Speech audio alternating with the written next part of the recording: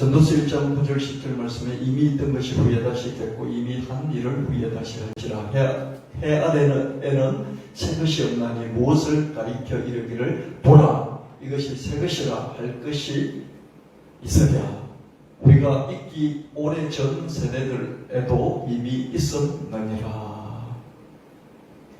해 아래에는 새 것이 없다. 여러분, 이 세상 사람들도요 이 말을 많이 써요. 해 아래 새 것이 없다. 그냥 일반적인 상식이 되었죠. 자고 일어나면 새 것이 생겨요. 그죠? 그럼에도 불구하고 은밀하게 따지면 해 아래는 새 것이 아무것도 없습니다. 해 아래는 새 것이 없다. 완전히 새로운 것이 없다는 그런 말씀이죠. 기존에 있던 것들을 연결하고 짜깁기하고 조합하고 융합해서 모방하는 창조, 변형시키는 이런 창조가 있을 뿐이죠. 여러분 한 사람 한 사람 정체성, 나는 누구인가? 그 정체성이 뭘까요? 저는 이렇게 한번 요약을 해봤어요.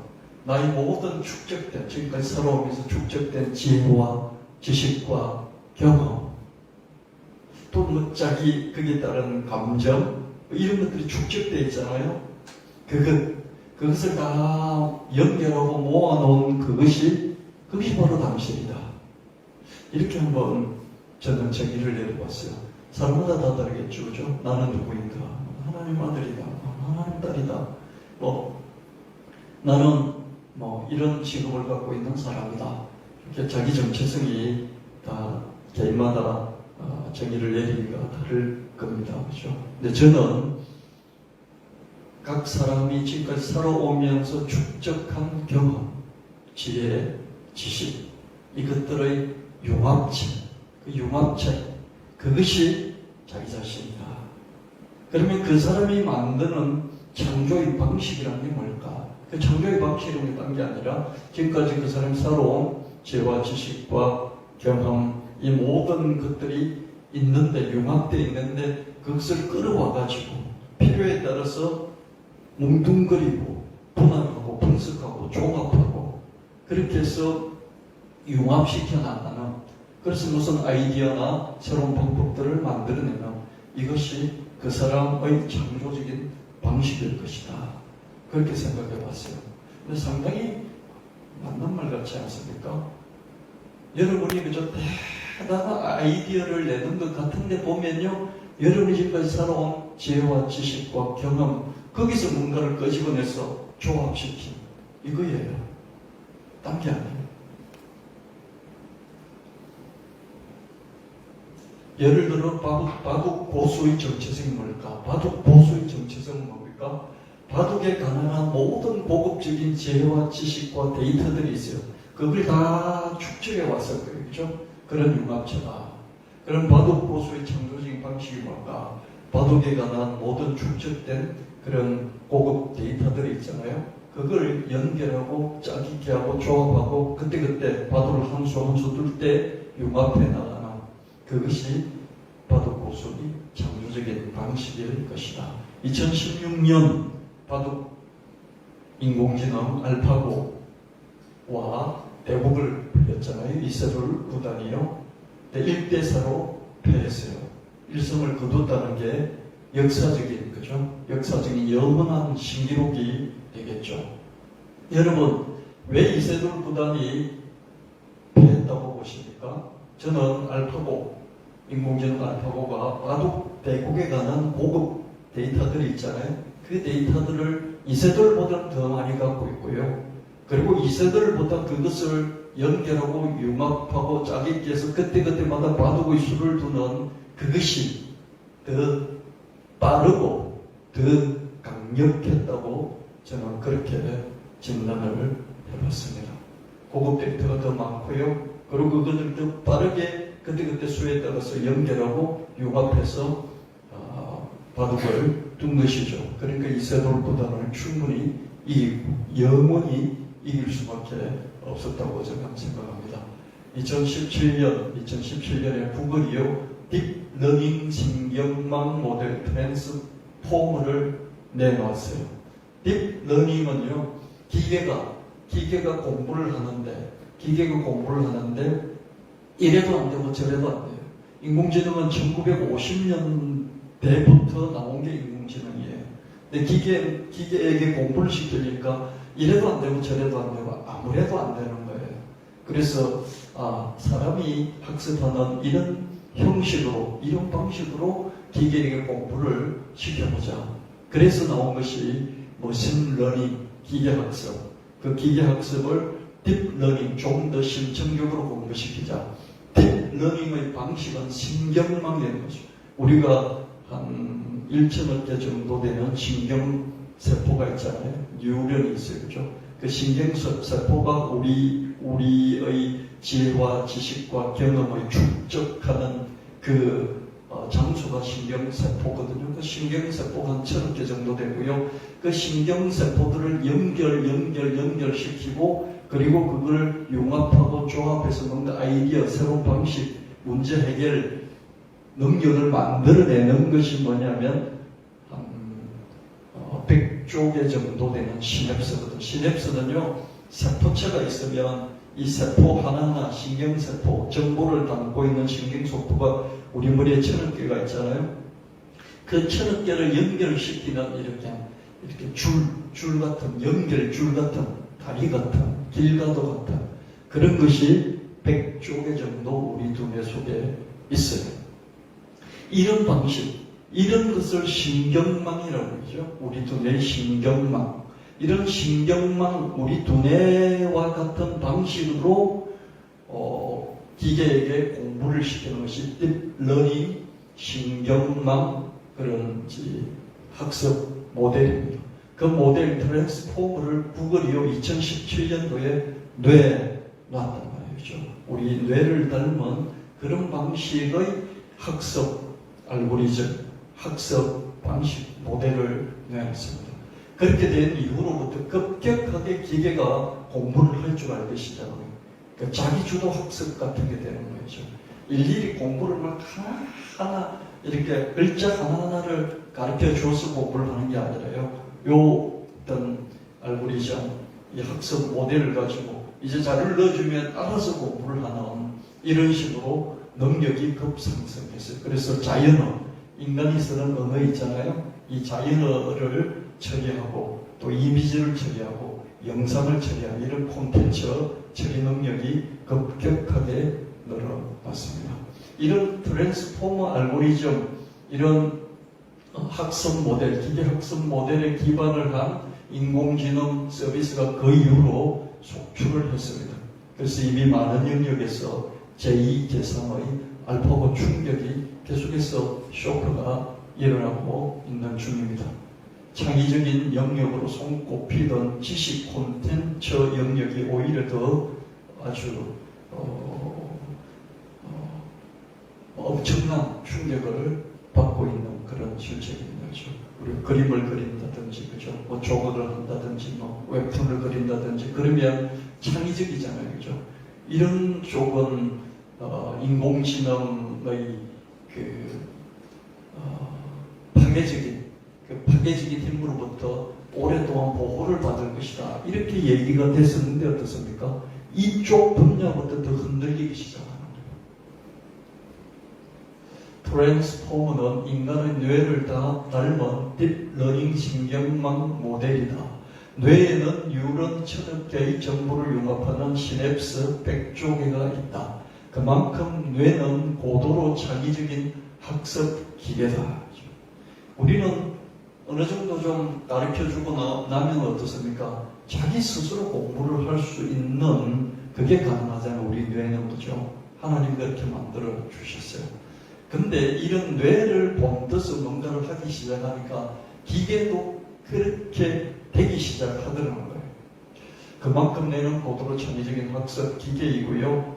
이런 뇌의 시냅스는 뭡니까? 각 정보들이 1,000억 개 정도 담아놓은 그런 정보의 집합체가 신경세포, 뉴런이 1,000억 개 정도 우리 머리에 있다고 그랬잖아요. 그걸 이렇게 저렇게 다른 거하고 연결시켜주는 길, 연결고리, 그런 것을 그런 것을 시냅스라고 해요.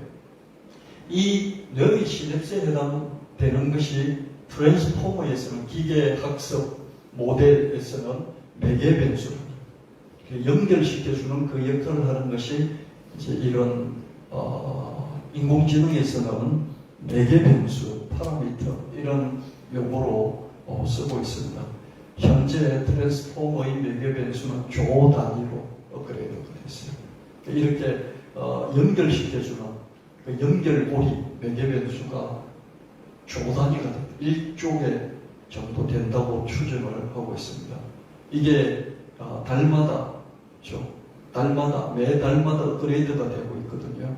그래서 뭐 연말까지는 이제 조 단위가 훨씬 더 늘어나고 우리가 100조 개가 있잖아요. 우리 두뇌가 앞으로 100조 개를 돌파할 수 있겠죠. 그죠? 매개 변수가 계속해서 늘어나고 있습니다. 트랜스포머의 창의적인 학습 능력이 여러 영역에서 인간을 따돌리는 것은 시간 문제죠. 그렇죠? 알파고가 바둑에서 따돌려 버렸듯이 이제는 어떻습니까? 다른 영역, 그렇죠? 뭐 예를 들어서 웹툰을 그린다. 이 웹툰을 그리는 영역에서 인간을 따돌릴 수도 있다는 거죠. 그렇죠? 언제쯤 이런 매개 변수가 더 늘어나고 또 더 고급 데이터들을 많이 확보하면 반드시 그렇게 되겠죠. 특별히 인문사회학 영역에서 이런 일들이 일어나고 있습니다. 대량의 굿 데이터가 확보된다면 과학적인 영역도 따라잡힐 수가 있습니다. 과학적인 영역은 굿 데이터가 좀 부족해요. 데이터를 좀 안 내놓죠, 그죠? 뭐 이런 네이처나 뭐 이런데 이제 사이언스나 이런데 공개된 정보들은 끌어다 쓸 수가 있겠죠, 그죠? 뭐 끌어다 써도 된다고 한 정보는 끌어다 쓸 수가 있는데 계속 박사학이라든지 또 박사들의 이 과학 논문들 이런 것들 오픈이 안 되기 때문에 어떻습니까? 인공지능이 그런 영역까지 따라잡기는 상당한 시간이 걸리지 않을까 이렇게 보고 있습니다. 그러나 데이터는 확보가 된다면 과학자들 수준을 충분히 따라잡을 수가 있겠죠. 물론 모든 영역에서 인간 수준에 도달하는 일반 인공지능 이런 일반 인공지능을 범용 인공지능이죠. Artificial General Intelligence 일반 인공지능 이런 용어를 쓰는데 일반 인공지능은요 그냥 제가 모든 영역에서 생각하고 사고하고 다 제 스스로 할 수 있잖아요. 자기 스스로 명령을 받지 않고서도 자기 스스로 할 수 있는 이런 인공지능 이걸 강한 인공지능 약한 인공지능은요 시키는 것만 해요. 근데 강한 인공지능은 자기가 알아서 애들도 보면 이렇게 다 가르쳐줘야만 하다가 어느 날부터 지 스스로 뭔가를 하기 시작하잖아요. 그런 것처럼 인공지능도 강한 인공지능이 나올 수 있다. 이런 일반 인공지능이 나오기까지는 시간이 걸릴 것이다. 근데 제가 한 10년 전부터 이런 얘기를 했을 때 그때 예견한 것이 뭐냐면 1945년이 되면 이런 특이점이 올 것이다. 일반 인공지능이 나타날 것이다. 이런 얘기가 있었는데요. 아마 그대로 될 수도 있을 것 같습니다. 규제만 그죠? 계속 강화가 되어서 못하게 하지만 않는다면 그런 일이 일어날 수도 있겠다. 이런 생각이 듭니다. 강한 인공지능, 곧 AGI, 일반 인공지능이 등장하기도 전인데 벌써 문제들이 쏟아지는 양상인데 인공지능이 만든 콘텐츠와 인간지능이 만든 콘텐츠를 구별하는 것이 불가능할 그런 지경입니다. 가짜뉴스가 더 범람하고 여론조작, 지금도 여론조작이 심한데 훨씬 더 심해질 것이다. 수천만 개의 일자리가 사라질 것이라는 전망도 있고요. 핵전쟁만큼이나 이게 위협적이다. 이런 말도 있습니다. 한편으로 치면 너무 저거 설레발 치는 것 같다. 이런 생각이 들기도 하고요. 한편으로 또 이렇게 근거를 따지고 들어가 보면 정말 핵전쟁만큼이나 우려스럽다. 그렇게 생각이 듭니다. 아무 설명 없이 해고를 시키고요. 인간 일자리 뺏는 데가 현실이 됐습니다. AI 일자리 침공, 대량 실직이 이미 시작이 됐습니다. 챗GPT에 내 일자리를 뺏겼다. 마케팅, SNS 콘텐츠 부분, 카피라이터 이런 일자리들이 뺏기기 시작했습니다. 전문직 실직이 이미 시작됐습니다. 기계는 하기 힘들다고 믿었던 고임금의 창조적인 업무까지도 인공지능이 다뤄주고 있다. 화이트칼라, 특별히 이전에 화이트칼라 일자리는 오래 갈 것이다 이렇게 했어요. 근데 챗GPT 이런 게 나오면서요, 화이트칼라가 오히려 더 먹잇감이 되고 있다. 사무직이 사라진 화이트칼라 일자리 위기가 가속화한다. 이미 시작된 인공지능 실험 때나 고학력, 고소득, 창의적인 직분 이런 게 오히려 더 위험하다. 2016년 그죠? 알파고 나왔을 때 그때 자동화 대체 확률이 낮은 직업 1순위 화가, 조각가, 사진작가, 작가, 작곡가, 만화가 이런 사람 창의적인 직분이었기 때문에 그죠? 대체하기 어려울 것이다 그랬어요. 근데 지금 한 7년 정도 지나니까 어떻습니까? 이런 딥러닝, 신경망 그런 학습 모델, 기계 학습 모델이 나오고 그죠? 그리고 트랜스포머에 기초한 챗GPT라든지 이런 인공지능 서비스들이 쭉 쏟아지니까 어떻습니까? 이런 대체 확률이 낮을 것이라고 했던 이런 직업부터 다 뺏기기 시작하고 있습니다. 웹툰 종주국 디지털 코리아에서 인공지능 보이콧. 야, 이거 그대로 듣다가는 우리 정말 밥그릇 다 뺏긴다. 그러면서 대모를 벌리고 그러고 있죠. 그죠? 여러분, 손그림으로요, 이게 미세하게 틀의 움직임이라든지 틀 숫자라든지 이런 걸 그리려면요, 고양이나 개 이런 걸 그리려면요, 한 달, 두 달, 아주 프로 작가도요, 한 달, 두 달 걸리는데 꼬박요. 근데 미드저니 같은 인공지능을 하려고 하면요, 1분이면 돼요. 1분이면 되는데 1분만 가지고 안 되니까 하루 종일 24시간 투자할지라도 그죠? 계속 바꾸고 할지라도 어떻습니까? 한 달보다는 훨씬 더 시간이 적게 걸리죠. 그죠? 그렇습니까? 맞잖아요? 그래서 일자리들이요, 뺏깁니다. 그죠? 안 와요. 오더가 들어오지를 않아요. 영화 출판까지 침범한 인공지능, 저작권을 넘어서 생존권까지 위협을 하고 있다. 헐리우드에서 작가들이 파업을 했고요. 일본에서도요, 일본 연예계에서도요, 파업을 했습니다. 일본뿐만 아니라요, 미국뿐만, 유럽에서도, 남미에서도, 한국에서도요, 전 세계 28개국에서, 그죠? 작가들이, 야, 인공지능 이 소설, 시나리오 쓰지 못하게 그러면서 파업을 벌였습니다. 챗GPT 혁명, 인공지능이 습격을 하고 있다. 이 작년 1월 말에 나왔거든요. 챗GPT가. 지금 한 6개월 정도 됐잖아요. 근데 세상이 이렇게 급격히 바뀐 걸 볼 수 있습니다.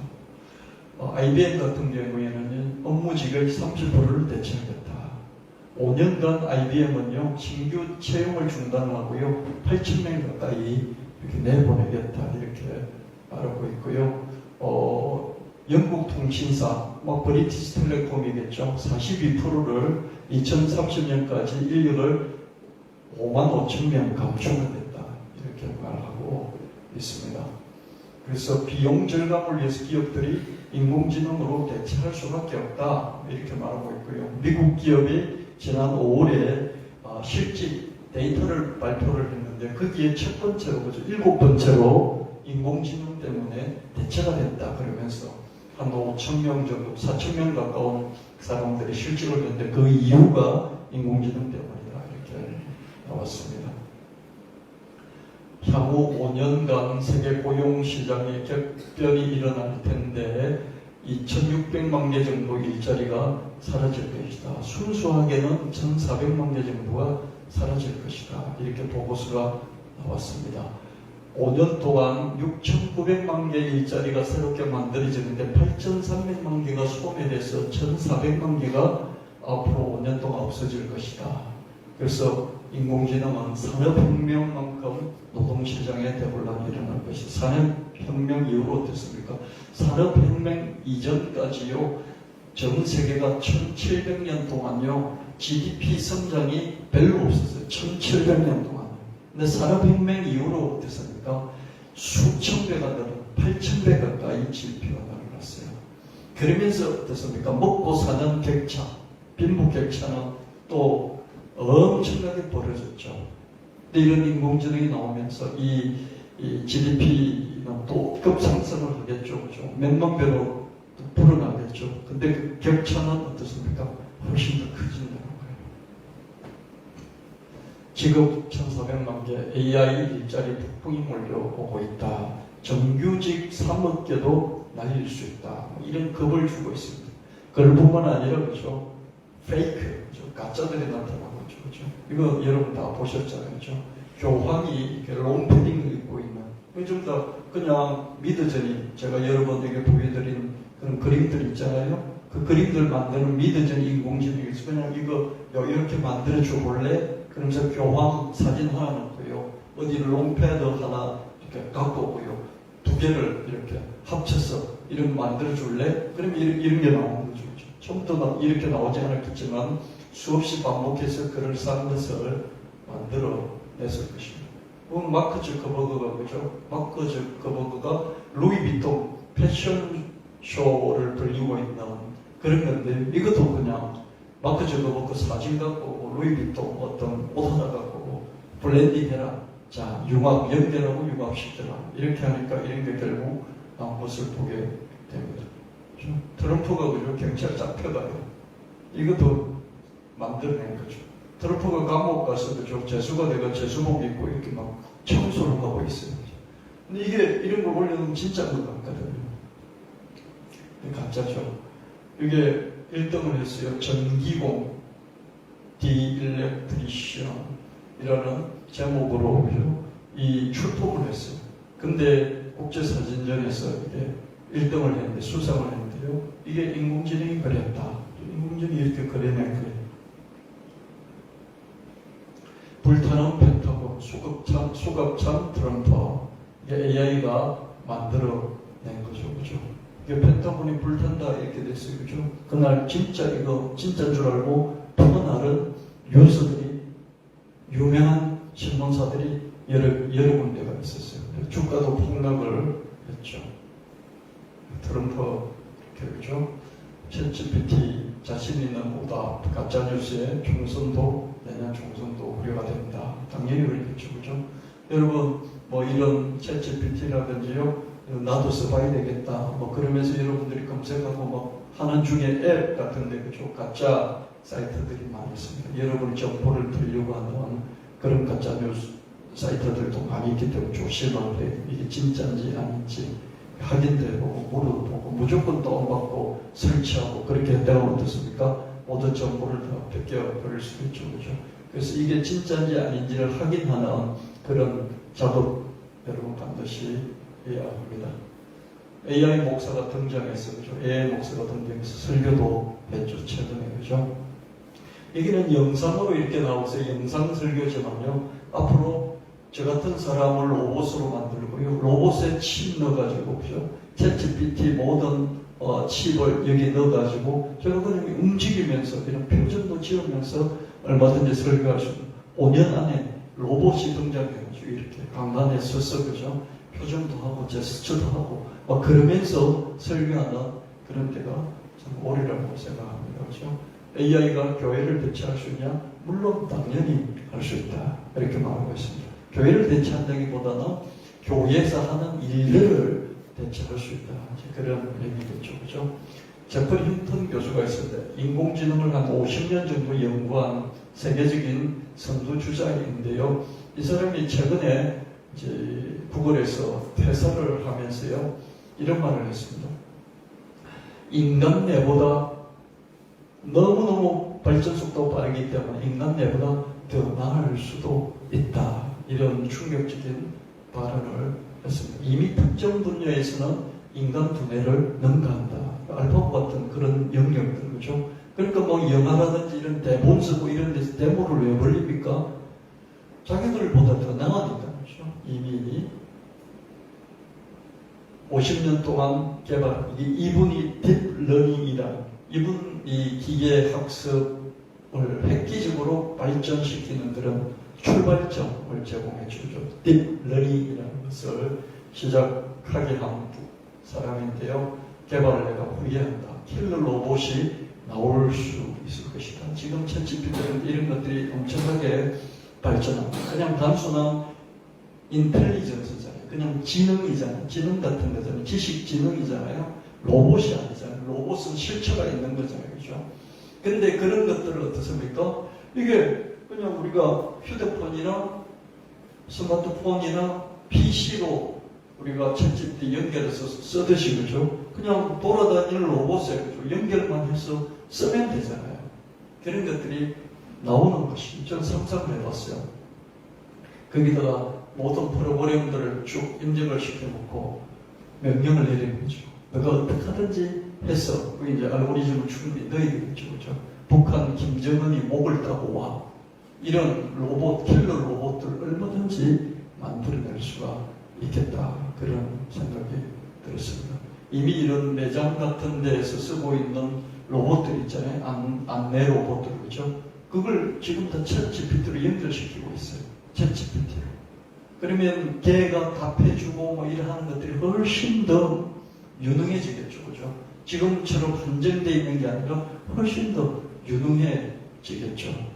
그래서 로봇으로 이렇게 연결해서 로봇들이 이제 고도의 인공지능의 지능을 갖게 되는 그 시대가 계속해서 이제 전개될 거다. 이렇게 봅니다. 핵전쟁, 전염병만큼이나 위험하다. 인류가 멸종될지도 모르겠다. 5년, 10년 안에 인류가 멸망할 수도 있어. 뭐 이런 빛도 없는 말도 안 되는 소리를 하는데 이 빛도 따지고 들어가 보면 제재를 하지 않으면 그럴 수도 있겠네 하는 이런 생각이 들어갑니다. 핵처럼 규제하자. 얘가 그죠? 얘가 샘 올트만이라고요. 이런 챗GPT 만든 오픈 AI의 CEO입니다. 그래서 챗GPT의 아버지라고 그러죠. 그죠? 이 사람이 설레발을처럼 규제하자. 먼저 그죠? 자기가 앞서서 규제됩니다. 이러고 있습니다. AI가 일자리 뺐을까? 그랬을 때 이 샘 올트만이 뺏는다. 그러나 또 새로운 일자리들을 많이 만들어낼 것이다. 새로운 일자리를 많이 만들어내도 어떻습니까? 우리는 뺏기고 만다는 거예요. 언제 우리가 새로운 일자리를 차지할 수 있겠습니까? 그렇죠? 이런 인공지능 시대에 녹색 일자리죠. 기후변화 이런 거 관련된 친환경 일자리들은 3천만 개 정도가 늘어날 것이다. 그럼에도 불구하고 전체적으로는 1,400만 개가 없어질 것이고, 그래서 이런 청정에너지, 이런 친환경 이런 분야, 또 인공지능 분야에 새로운 일자리 나오면 여기에 관심을 가져야 된다. 이렇게 말하고 있습니다. 당신의 일자리를 뺏는 것은 인공지능이 아닌 인공지능을 잘 다루는 사람이다. 뭐 이런 얘기를 하는데요. 인공지능이 빼앗아요. 인공지능이 빼앗죠. 그러나 인공지능을 또 잘 사용하는 사람이 빼앗는다는 이 말도 맞는 거예요. 그래서 이제는 인공지능 플러스 X, X는 모든 것이라는 것이죠. 모든 분야의 인공지능을 플러스하는 이런 시대가 된다. 그래서 여러분은 무슨 일을 하든지 인공지능을 어떻게 플러스할 것인가 이런 생각을 해야 된다. 여러분의 모든 직업의 영역에서 이렇게 그런 생각으로 여러분의 하는 일을 한번 점검을 해볼 필요가 있다. 제가 말씀드렸죠. 설계 도면까지도 인공지능이 할 것이다. 인공지능에 관련된 알고리즘, 뭐 이런 모든 아키텍처까지도, UI, UX까지도 어떻습니까? 인공지능이 다 해낼 것이다. 그럼 어떻게 해야 되느냐? 인공지능 플러스, 인공지능을 덧붙여서 내가 뭘 할 것인가? 이렇게 개념을 전환해야 되지 않느냐? 8억 명이 일자리를 잃을 수도 있다. 뭐 이런 택도 없는 그런 소리들이 나오는데요. 근데 가능성이 전혀 없는 것은 아니죠. 활용을 안 하면 도태될 수밖에 없다. 물론 지금 도태는요, 지식 콘텐츠예요. 지식 콘텐츠. 내가 하는 일은 전혀 상관이 없을 수도 있어요. 근데 로봇에게 탑재된다고 하면 나는 건설 노동자야. 나하고 상관없어. 근데 건설 노동자도 로봇에게 그죠? 탑재가 된다면 건설 노동자의 일자리도 위험할 수 있지 않겠습니까? 지금 컴퓨터 혁명이 일어났던 40년 전과 훨씬 더 닮아있다. 이런 얘기가 지금 나오고 있습니다. 두렵지만 피할 수 없다. 그렇기 때문에 우리가 챗GPT를 비롯한 인공지능 서비스를 사용할 결심을 하고 어떻습니까? 툭툭툭 눌러보고 내가 언젠가 때가 되면 해야지가 아니라 그냥 지금 당장 해보는 하다가 또 그만뒀다가 또 시간 나면 또 했다가 익숙해질 때까지 해보는 이런 시대가 됐다. 이렇게 말씀드리고 싶습니다. 제가 10년 전에 여러분에게 그죠? 설교할 때 인공지능 얘기 한참 많이 했고 기후변화 얘기 한참 많이 했잖아요. 근데 그때는 여러분들이 뭐 그럴까 그랬잖아요. 저도 2045년에 특이점이 온다. 일반 인공지능, 강한 인공지능이 온다 그랬을 때요. 택도 없는 소리다. 그런 생각이 들었어요. 제가 강의도 하고 그러면서요. 그죠? 근데 10년 지나니까 이런 일이 벌어지고 있어요. 그럼 앞으로 2045년 10년 더 남았잖아요. 12년 남았잖아요. 12년 남으면 12년 후에는 진짜 강한 인공지능이 올 수도 있겠다. 이렇게 생각해 봅니다.